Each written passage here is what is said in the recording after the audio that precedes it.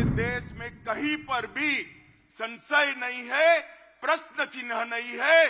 देश ने तय किया है कि मोदी जी फिर से एक बार इस देश के प्रधानमंत्री बनेंगे। 75 साल में इस देश ने 17 लोकसभा के चुनाव देखे हैं, 22 सरकारें देखी है, 15 प्रधानमंत्री देखे। कोई कहे कि इंडिया अलायंस क्या है, तो मैं इसकी एक ही व्याख्या करता हूं। जो अपनी पार्टी के अंदर डेमोक्रेसी नहीं स्थापित कर सकते, वो देश की डेमोक्रेसी की रक्षा नहीं कर सकते। मोदी जी के नेतृत्व में डेवलपमेंटल अलायंस है और दूसरी ओर राहुल जी के नेतृत्व में डायनेस्टिक अलायंस है। सोनिया जी का लक्ष्य राहुल जी को पीएम बनाना, पवार साहब का लक्ष्य बेटी को सीएम बनाना, ममता दीदी का लक्ष्य भतीजे को सीएम बनाना, स्टालिन का लक्ष्य अपने बेटे को सीएम बनाना, लालू प्रसाद जी का लक्ष्य अपने बेटे को सीएम बनाना, उद्धव ठाकरे का लक्ष्य अपने बेटे को सीएम बनाना और मुलायम सिंह जी बेटे को बनाकर ही गए।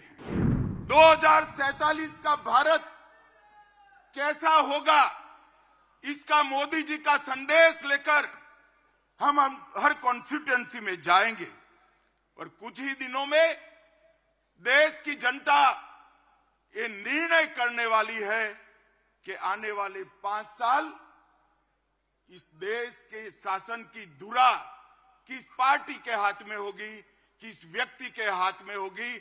मगर पूरे देश में कहीं पर भी संशय नहीं है, प्रश्न चिन्ह नहीं है। देश ने तय किया है कि मोदी जी फिर से एक बार इस देश के प्रधानमंत्री बनेंगे। साथियों, 75 साल में इस देश ने 17 लोकसभा के चुनाव देखे हैं, 22 सरकारें देखी है, 15 प्रधानमंत्री देखे।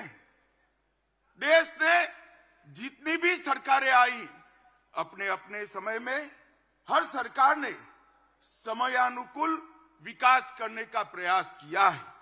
मगर आज मैं कोई कंफ्यूजन के बगैर कह सकता हूं कि समग्रता से विचार, हर क्षेत्र का विकास और हर व्यक्ति का विकास करने का काम केवल और केवल नरेंद्र मोदी जी के 10 साल में हुआ है। ये कोई कहे कि इंडिया अलायंस क्या है, तो मैं इसकी एक ही व्याख्या करता हूं।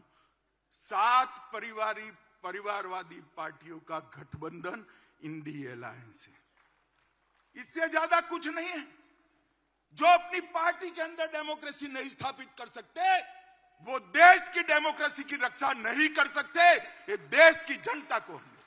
आपकी पार्टी लोकतांत्रिक पार्टी नहीं है, आपकी पार्टियां लोकतांत्रिक पार्टियां नहीं है।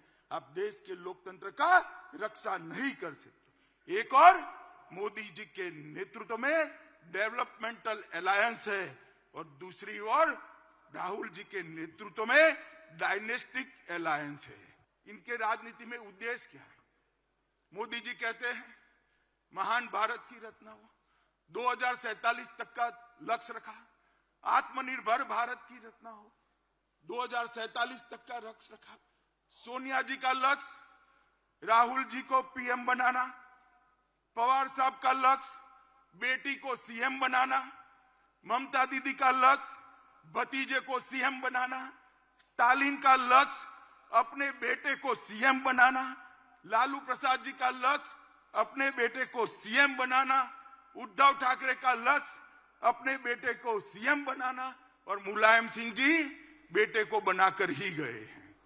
अब मुझे एक बात बताइए कार्यकर्ता भाइयों बहनों, जिनका लक्ष्य ही अपने बेटे बेटी भतीजों का कल्याण हो, वो गरीब का कल्याण कर सकता है क्या?